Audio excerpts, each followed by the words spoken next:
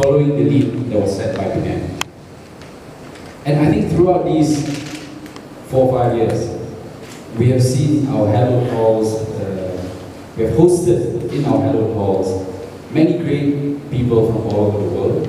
2 Nobel Prize winners, for example, Sir James Alexander Melis, Dr. Rajendra Pachauri, 3 former heads of state and heads of government.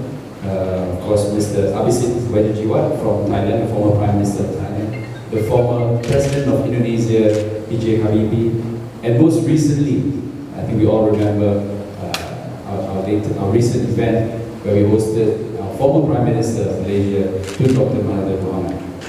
We have also hosted world-renowned public intellectuals such as Professor Jeffrey Sachs, Professor Tariq Ramadan from Oxford University, and many others from Cambridge and so on. We've also featured, of course, very prominent local personalities, people like Dr. Judy J. Hopkins, our musicologist based in Oxford, Dr. Eng, for example.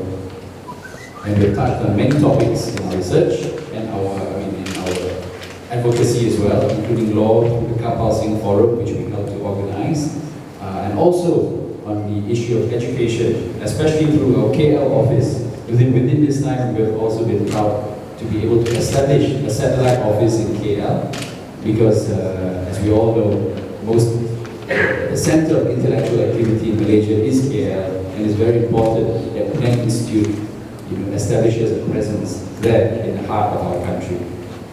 We do not shy away from controversial topics, which is why I think in the recent 1 or 2, 3 years we have also undertaken to organize much public discourse on Islamic enlightenment. We have had great writers and scholars from all over the world, people like Mustafa Akyol, Abdullahi Al-Naim, Ibrahim Musa, Said Farid Alatas, Nadir Hashimi, and much more, in order to invigorate much needed widening of the discourse on Islam in this country, which is becoming increasingly narrow, belligerent, and exclusive.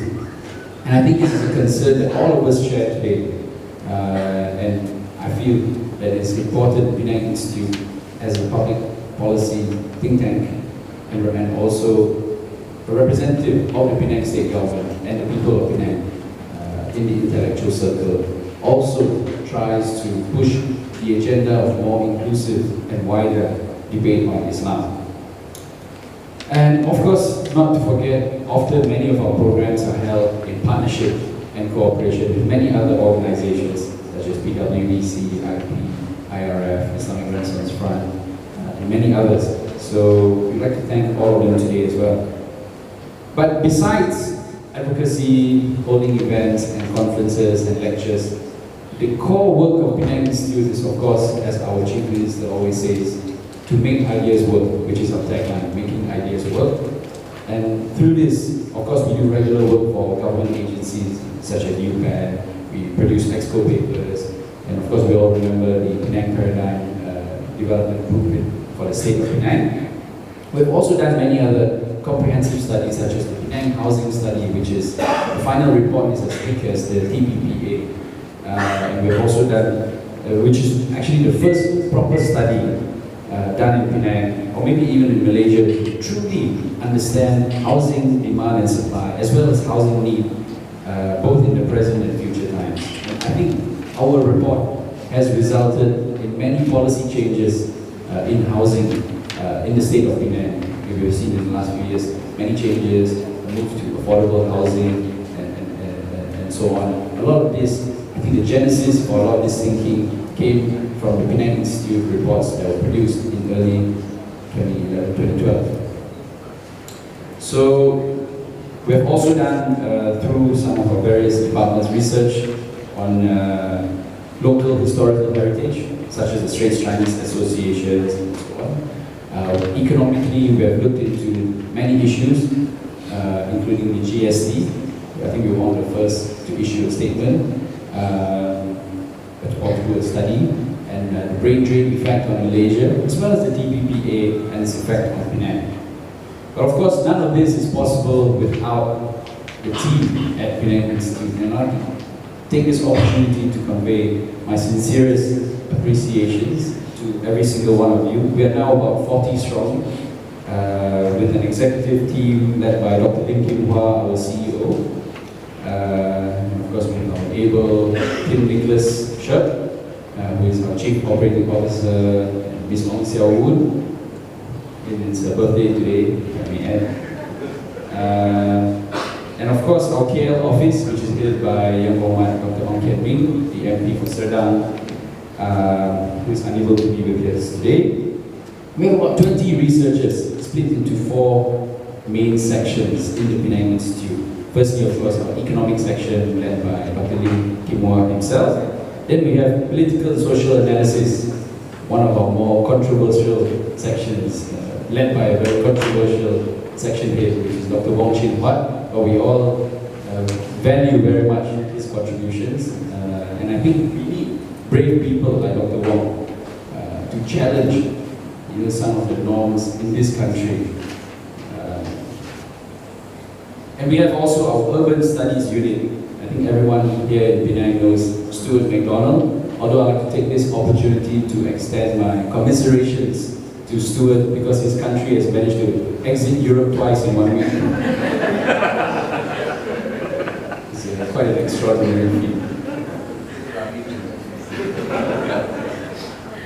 And not to forget our History and Nusantara Studies, headed by 2 fellows, which is Dr. Wong Yi Tuan, who does a lot of research on Penang history, and of course Dr. Mustafa Kamal, who helps us a lot on our Nusantara project, our Malay Studies, and of course our Islamic Maqasid Sharia forum series.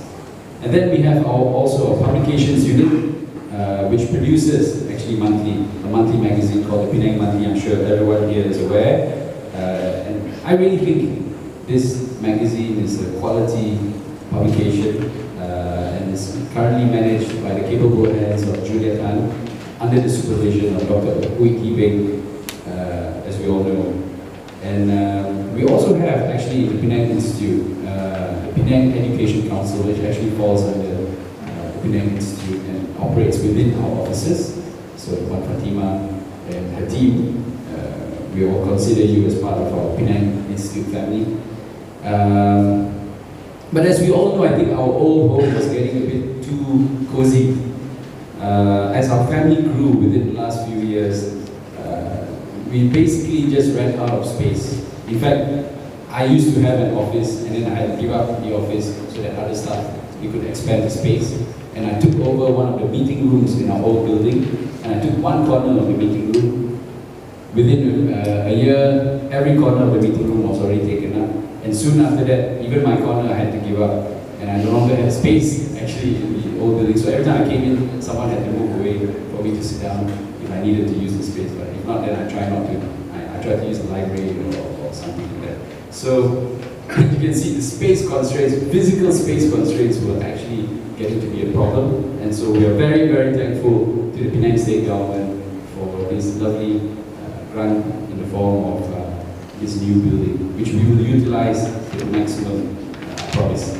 So with our new spacious home, I'm sure we are confident that we can work harder in making ideas work for Penang and in further positioning the Penang Institute as a premier think tank in Malaysia, and Penang, of course, as a leading state in Malaysia.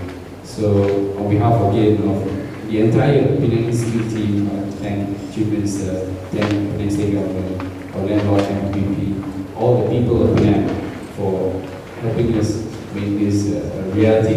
Thank you very much.